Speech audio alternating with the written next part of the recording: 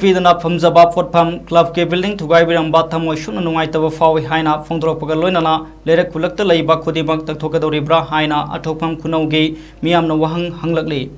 हौकिबा नुमित्ता थौबाल अथोकफम खुनौदा पांगथोखिबा पाउगी मिफम अमदा सीनियर सिटीजन वेलफेयर एसोसिएशन अथोकफम खुनौगी secretary Longjam Mohori Singh joint secretary के Mahindra अमदी मफम अदुगी मियोय Bharjit Ahung Sangbam Pahumna Fongdorokpada Senior Citizen Welfare Association Athokpam Khunau Asai Ahal Singi Yaifana Bugidamak Ngayak Awa Fothana Bugidamakta Leizaribani Adobo Ikang Kangaudana Disigi Tim Amadi Mahaki Staff Sing Laglaga Manung Dalaiba Posay Sing Hondolaga Tugaibi Kre Building Asi Okram Landonina Kangabo Kendragi MLA Wairinga da Mahagna Hangam Basenfam Kara Happy Raga Saba Hokibani Kumza Lishing Aniga Kunmari Dasu केंद्र से MLA ओ सूर्यकुमारना local area development fund की सेंफम खरा कायथोकलगा साकेबने building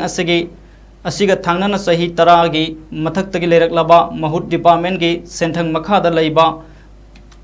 public toilet अमसु थुगाइरम के डीसीना लौखलकलेबा याइफो थौरांग Singh सौगली अदुबु club ता अमदी मरी लिनबा सिंगदा फाव अमता पिरक्तना इकंग खंगौदना थुगाइबिबा असे नुंगाइतबा फावी हाइना फोंदोरपगा लोइनना लेरक्ता कनादसु अये दफन पीदना हांगलेबा लंबी ओइरिबा पोटफम अमदी अहल सिंगी पोथाफम ओइरिबा क्लब थुगाइबिरिबा असे डिस्ट्रिक्ट असिगे लेरक खुलक खुदिंगमक्तसु इविक्शन तौगदौरिब्रा हाइबो वहंग हंगलखे अखोइना याम चममनबसे नेशनल हाईवे कीदा पाकथोकपा नेशनल हाईवे दा कवर अप तौबदुबुदी तकथोकपिरे अदु तकथोकनी हाइना ताजै अदुबु लेरक मनुंगदे संगगा लेरक तपान दुकानगुंबा मचा मचा फमजबसु लोइना तखाइबसे सिबु लेरक खुदिंगदि तौबिरिब्रा मफम खुदिंगमक्ता लेरकता करिमता लैबा यादबिरा करमाय तौनो मसी मसु अखोय अथॉरिटी दै खंगनिंगी मरमदि सिदैदा अखोय सिदैदा लैरिसि अखोय लेरक मनुंगनि लेरक मनुंग सिदैदा जीविका ओइननबा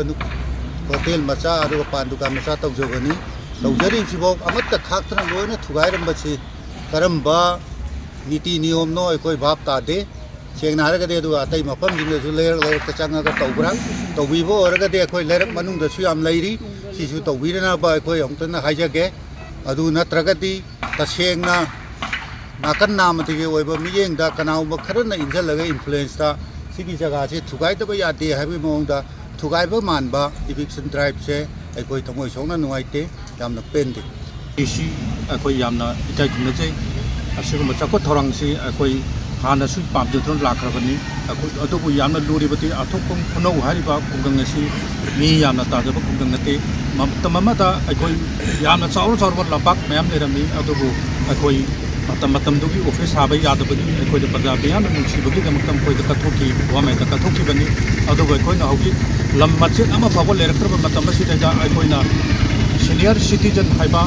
अखोयगी तोंगानबा तोपतोपा अखोयगी लैरिबा लेकाय सिटी अहल लमनसिंग नाहकं नोगरबसु पोथान नमगी दमकता अखोयनी सीनियर सिटीजन से 2001 दा अखोय लिंकचबा हौकीबनी।